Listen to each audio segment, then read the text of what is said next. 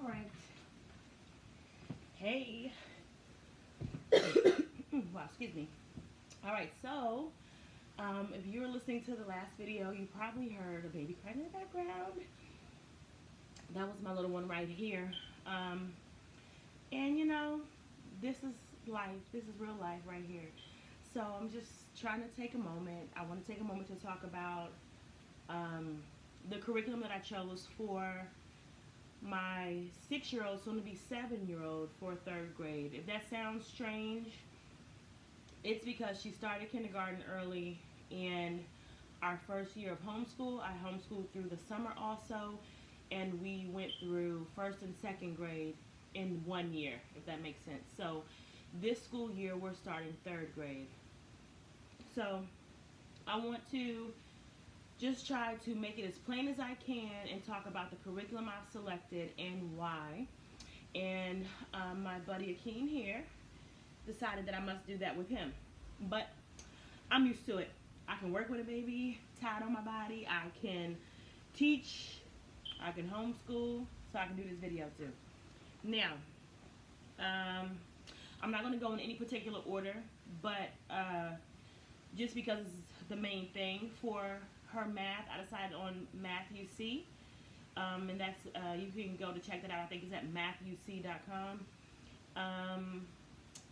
It'll be the Gamma, which I believe that the Gamma is for 3rd grade. They don't necessarily show it in like 1st grade, 2nd grade, 3rd grade. They have their own way of doing things, but she'll be doing that. I just ordered, it hasn't come in yet, and I also just ordered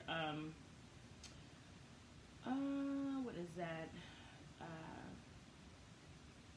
I'll come back to it. It's something for her, for writing, for her language arts. It's IEW. What is that? Anyway, I'll come back to give you the name of that. So let's see what we have here. I have a big notebook. This pretty much has everything. This will go in her book bag. If you didn't hear me say before, she homeschools and she takes this bag right here everywhere that she goes. This is how we transport her stuff between homes, because I co-parent with her father and she also goes to work with me. This is the binder for this year. It may look really thick, that's because it is, but I have a folder here and a few spiral notebooks, and the spiral notebooks, each one is for something different. So I have one spiral notebook that we'll use for her world history, and that may sound crazy, like teaching a 3rd grader about world history, but this was something that I really struggled with, especially being like an African American. I know that, you know, for kindergarten, like when she came home, like the first thing that she had learned about, you know, African American history, of course, was slavery, and about Harriet Tubman, which I think is really cool. I'm down with Harriet. I love Harriet Tubman, but there is so much more to be taught before that. And so for me, I wanted to be able to take a moment to teach her about the greatness of her people and the greatness of, you know, her bloodline, where she comes from. I need her to know that she comes from kings and queens and scientists and you know, doctors and inventors. Like, I need her to know all of that before we even get to slavery.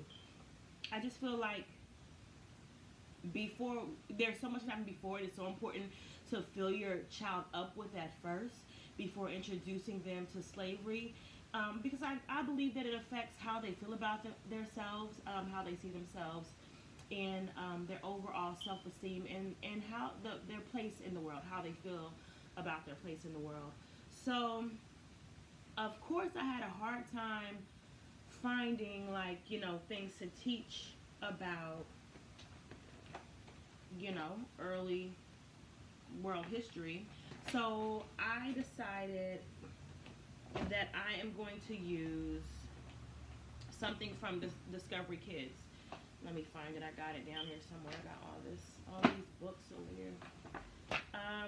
I'm not sure if you're familiar with Discover Kids or not, but they have a wonderful website, and they have wonderful magazines that you can order to give your child, like, just a little brief introduction. Like I said, she's only in, going to the 3rd grade, so I didn't want it to be stressful, but I want her to be able to enjoy it, and I want it to be on her level. So I went with the Kids Discover, and I got these magazines. They were like $5 a piece, I believe.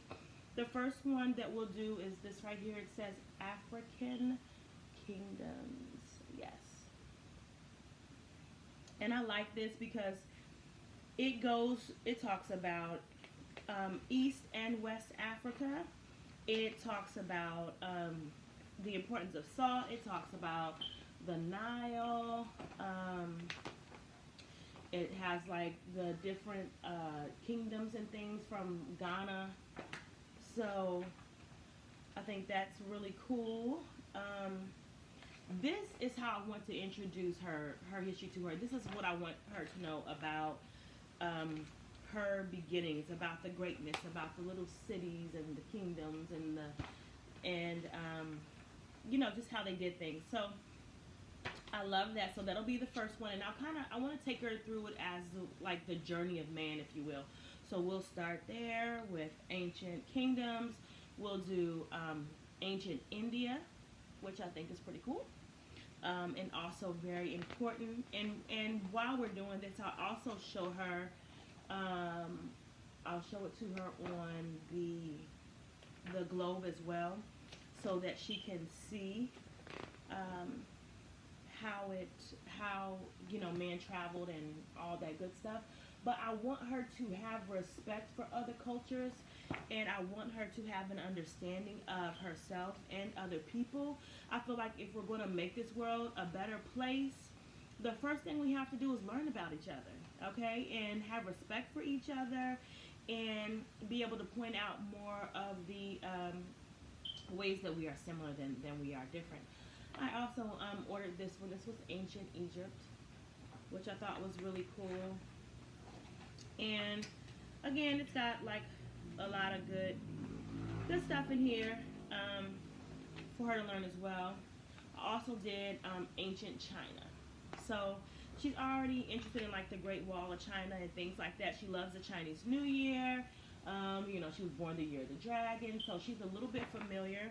But I want to show her how people do things differently in different places, and that's okay. And you respect that, and you love that, and you take the beautiful things from every culture, and you celebrate them, and you don't try to tear them down or talk about them because they do things differently. And I feel like teaching her this while she's this age will begin to instill in her the importance of patience, the importance of diversity, the importance of educating yourself instead of just talking about people or being, one-sided or tunnel vision, right? So that's what I'm going to do for her for the world history. And then I'll just have her do different write-ups and things. So I had one notebook for that. So the next thing that I have on here is, spelling power. So, with the spelling, it was interesting just talking to a lot of different people. Some folks feel like spelling is irrelevant because of all the technology, but I don't think so. I think you still need to learn how to spell. You need to have a good vocabulary. So I decided to go with spelling power. It's no joke. First of all, it's like a 12-hour read before you even really get to teach it. But I do like the way that it has different levels, and I'll be using this book for a long time. I'll be using this book until she goes to college, okay? Because that is how many words are in here. And I'll probably be learning myself, increasing my own vocabulary as we go along. But they have different ways you do it, like with writing sentences, including all the words. I got like a little whiteboard for her to write things on. So spelling power is something else we're going to use. Again, this is not in any particular order. I'm just sharing with you what we will be doing. All right, so the next thing that I have on the list for her is copy work. So copy work is where I write things for her in cursive, and I'll have her to copy it, but I also use it as a way to get into her subconscious mind, because I want her to understand positive affirmations, and I want her to envision herself growing and development.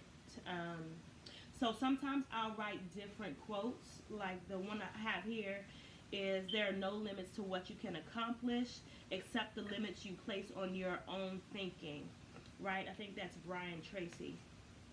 So I put these in there for her to copy them and for her to read them out loud, because this is what I want to be like woven into the fabric of who she is. So I want to, to start working on that subconscious mind of hers before she even really understands what it is. And I also, if she's working on something like, for instance, swimming, I may put something like, oh, Lonnie is a great swimmer, even though she can't really swim yet. She's working on it. But I'll say, oh, Lonnie is a great swimmer. She can swim underwater, above water. She can swim the length of the pool, and she can touch the bottom. Because I want her to begin to envision herself. So copy work, that's good for our cursive, but it's also good to develop that subconscious mind. The next thing I have is anatomy. I know, right? Don't be alarmed, and don't think that's a whole lot. I decided to focus on anatomy for kids because I need you to know your body parts.